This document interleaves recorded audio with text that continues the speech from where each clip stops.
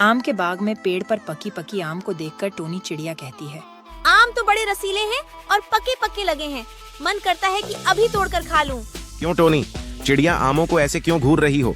हट, जंगली आम ही तो हैं, कोई पकवान थोड़ी ना है। मैं तो बस देख रही थी। प्लीज हमारे चैनल को सब्सक्राइब नहीं किया है तो प्लीज सब्सक्राइब कर लें और कमेंट सेक्शन में लिखकर बताएं कि आपको हमारी स्टोरी कैसी लगी। यह कहकर रानू चिड़िया वहाँ से चलती बनी और घर आकर अपनी बहू मोना चिड़िया से बोली, हाँ है क्या आम है बहू, पक्के पक्के और पीले पीले आम और रसीले आम, मेरी तो जीभ लपा रही है। मन करता है कि अभी जाकर चुरा लाऊं। यह सुनकर उसकी बहू मोना चिड़िया भी आम खाने के लिए उतावली हो जाती है और अपनी सास से कहती है, क्या सचमुच ऐसे आम है सासू माँ? और नहीं तो क्या, एकदम रसीले आम है, रसीले। तो फिर चलो लूट लाते हैं, जी भर के खाएंगे।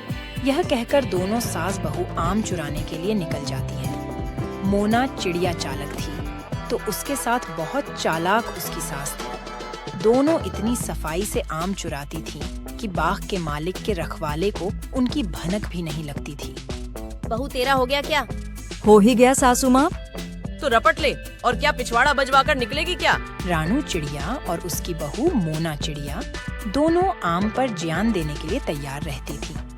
गर्मी में आम की भरमार थी और बागों में आम की बहार थी। दोनों मौका देखकर किसी के भी बाग में घुसती और आम चुरा कर ले आती और कभी आम काट कर खाती तो कभी उसका जूस बनाकर पीती। मैंगो जूस तो बड़ा स्वादिष्ट बना है। जी सासू माँ, ऐसा स्वाद तो मैंगो फ्रूटी में भी नहीं आया। सच बोलूं, मैंगो फ्रूटी में तो पैसे देने पड़ते हैं, पर यूं तो फ्री का है, फ्री का। तभी तो बहुत मजा आया है पी के। एक दिन मोना का मन लंगड़ा आम खाने को करता है तो वह रानू चिड़िया से कहती है, अब क्या करें माँ जी, आज तो लंगड़ा आम खाने को मन बड़ा ललचा रहा है। हट निकम्मी, लंगड़ा लूला, आम खाकर क्या करेगी? दशहरी आम खाना। मुझे तो दशहरे आम मिल जाए तो मैं गप्पा गप खा लूं, गुठली गुठली भी ना छोड़ूं। पर मिले कहाँ? यह कहकर मोना चिड़िया उदास हो जाती है। तभी रानू चिड़िया खुशी से झूमती हुई कहती है, काहे लंबी ककड़ी सा मुंह लटका लिया बहू, जहाँ दशहरी आम है वहीं तुम्हारा लंगड़ा आम भी है। पर कहाँ है सासू माँ, जल्दी से बताओ, अब सहन नहीं हो रहा है।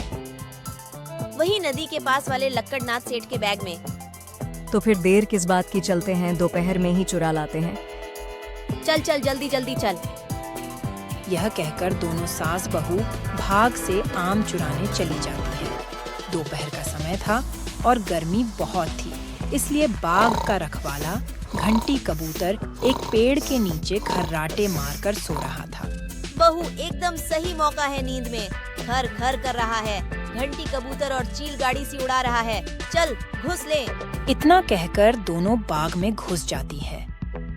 रानू चिड़िया तो बाग में आम तोड़ने में लग जाती है और मोना चिड़िया लंगड़े आमों में टूट पड़ती है।